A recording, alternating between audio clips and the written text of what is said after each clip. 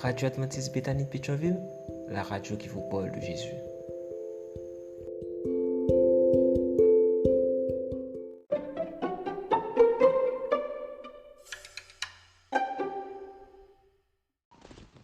La vigile matinale provient de l'œuvre de Monica Diaz, Méditation quotidienne au féminin. La méditation de ce matin, aujourd'hui 7 avril 2024, est tirée de Proverbe 16, verset 24. Des paroles aimables sont comme le miel. Elles sont douces pour le cœur, elles font du bien au corps. Le dénominateur commun, page 106. Dans la tribu des Bemba d'Afrique du Sud, ils ont une merveilleuse cérémonie.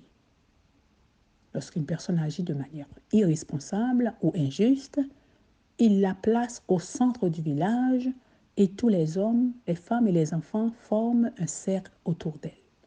Puis, un par un, ils commencent à lui crier les bonnes choses qu'elle a faites. Ils lui rappellent bruyamment ses vertus, ses bonnes actions, ses points forts et ses actes de générosité. Et la cérémonie ne se termine pas avant que chacun ait fait autant de commentaires positifs qu'il peut sur la personne en question. À la fin, le cercle tribal se rompt et la personne est acceptée dans la tribu. Quelle manière puissante de réguler quelqu'un qui filtre dangereusement avec le mal. Elle est tout à fait en phase avec cette déclaration du psychiatre américain Bruce Perry, sans lien avec des personnes qui se soucient de nous et nous soutiennent. Il nous est presque impossible de rester à l'écart d'une forme malsaine de récompenser et de régulation. Et si ce lien est accompagné de mots positifs et encourageants, prononcés avec amour, il a la capacité d'atteindre le cœur de l'autre et de le transformer.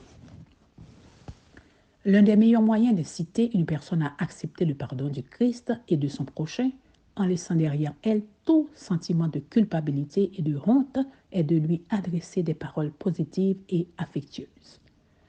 Des mots qui caressent et bénissent, des mots qui reconstruisent.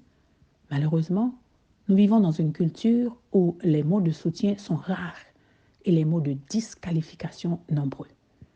Il est important de contrecarrer ce déséquilibre. Notre Dieu est un Dieu d'affirmation, dont l'amour se traduit par des mots qui motivent. C'est pourquoi il adresse à son peuple des messages tels que « Je connais tes œuvres, ton travail et ta persévérance. Tu as de la persévérance. Tu as souffert à cause de mon nom et tu ne t'es pas lassé. » La langue a pouvoir de vie et de mort, dit le livre des Proverbes. Utilisons les mots positifs qui feront sortir le frère déchu de la poussière, le ramenant à une vie de dignité et de liberté émotionnelle. Des mots qui sont sincères et qui mènent à Dieu, pas à l'orgueil.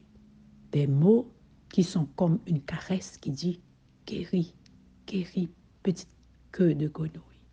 Car nous avons tous besoin de guérir d'une blessure. Amen, amen, amen. Le dénominateur commun, que Dieu vous bénisse. Bonne journée. D'autres émissions aussi intéressantes sont aussi disponibles sur notre site radioadventistebethany.com et aussi sur toutes les plateformes de podcast.